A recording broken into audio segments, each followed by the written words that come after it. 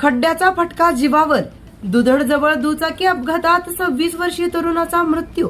1 तास मदत न मिळाल्याचा नागरिकांचा आरोप. महामार्गावरील खड्ड्याविरोधात संताप. करमाड तारीख 5. बातमीदार. करमाड लाड सावंगी महामार्गावरील दुधड परिसरात रस्त्यावरील मोठ्या खड्ड्याचा अंदाज न आल्याने झालेल्या दुचाकी अपघातात 26 वर्षीय तरुणाचा मृत्यू झाला. ही घटना रविवारी तारीख 5 रात्री सुमारे 10 वाजण्याच्या सुमारास घडली. या दुर्घटनेमुळे महामार्गावरील खड्ड्याचा प्रश्न पुन्हा एकदा ऐरणीवर आला असून नागरिकांमध्ये तीव्र संताप व्यक्त होत आहे. मृत तरुणाचे नाव दीपक सोमेनाथ काळे, वय 26, राहणार घाटी शिरसगाव, तालुका बदनापूर असे आहे. दीपक काळे हे करमाड येथून हिरो दुचाकीवरून आपल्या गावी जात असताना दुधड परिसरात रस्त्यावरील मोठ्या खड्ड्यात त्यांची दुचाकी आदळली.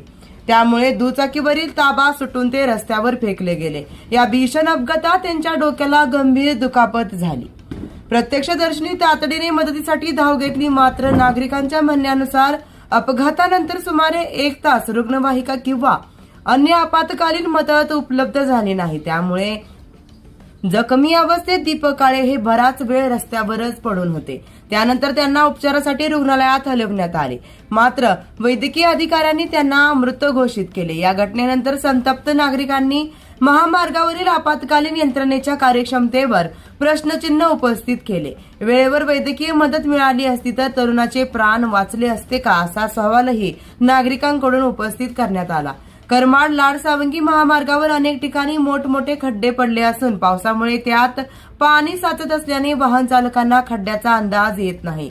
त्यामुळे या मार्गावर वारंवार अपघात होत आहेत.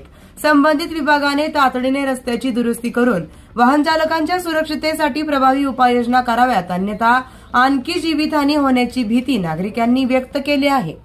अनिल भालेराव, जिल्हा प्रतिनिधी, SS India news, Chhatrapati Sambhajinagar.